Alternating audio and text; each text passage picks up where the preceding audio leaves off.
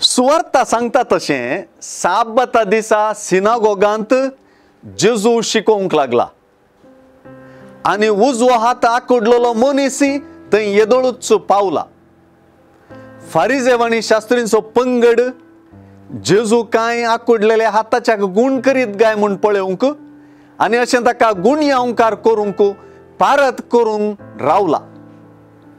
शास्त्री आनी फारिजेवांचो मनोभाव जाणा आसच्या जेजून साबता संबंधी विचारलेल्या तुमचे लागीं हांव विचारतां, आमचो कायदो साबता दिसा कितें करूंक फरमायता?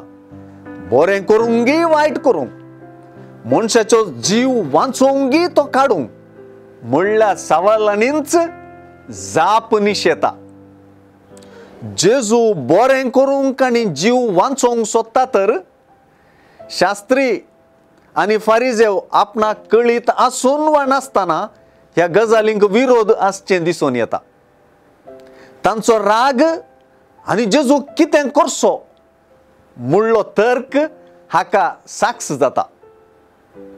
जेजूचो जीव काडूंक ते सोदतात म्हणलें सुचन हांगासर मेळटा. आंकडलेल्या हाताच्याक जेजून गुण केलो. कोणी आपणाक विरोध आसात वा पारत करतात म्हणलें जेजूक गुण करूंक आडकळ जालें ना. आंकडलेल्या हाताच्याचो हात गुण करन साबता दिसा जेजून त्या मनशाक एक बरें शेक हँड दिवचें आडावंक कोणाकच जालें ना म्हणयांगी.